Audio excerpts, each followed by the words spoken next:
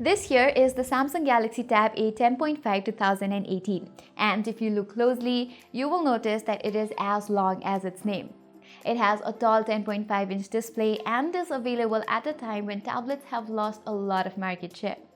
So is this device worth the premium price you pay for it and the fact that it's a tablet? Well, let's find out.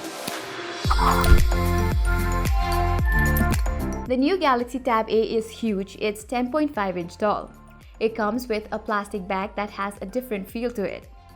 Now, for what it's worth, I think Samsung has to include a metallic bag.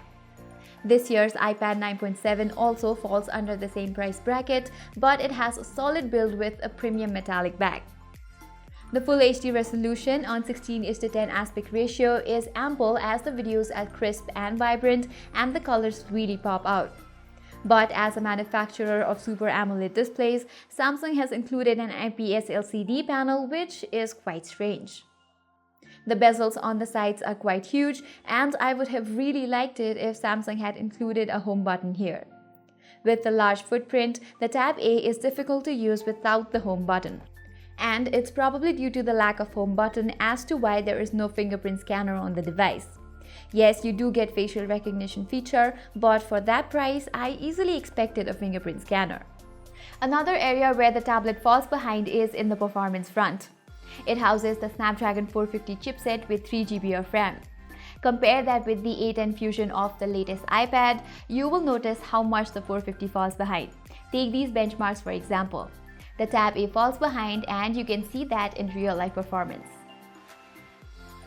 I played some high-end games, and while Asphalt 9 makes it through the finish line without lags, PUBG has some frame drops, and if you look closely, the graphical side of the game is below par.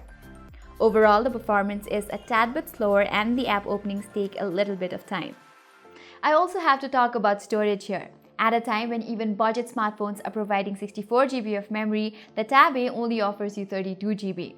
Yes, the memory is expandable, but if I am paying a fortune for it, shouldn't I be at least getting more? Camera-wise, the Galaxy Tab A has an 8-megapixel rear and 5-megapixel front-facing cameras. Now, the sheer size of this tablet might not be ideal for carrying it along for taking pictures, but it does provide that option. However, the pictures that come out from the rear 8-megapixel camera are only average.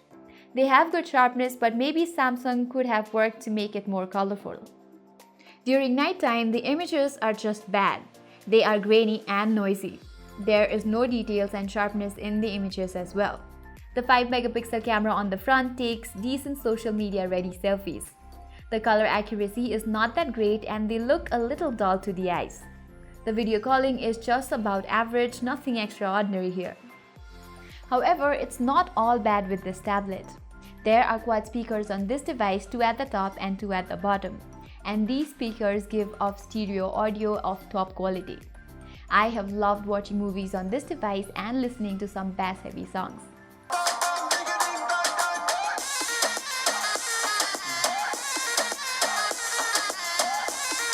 Another area where the tablet shines is in the battery department.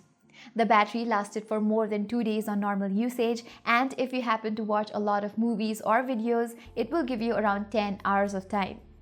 On top of that, you get a Type-C port that is embedded with fast charging, which is a good step considering its huge battery.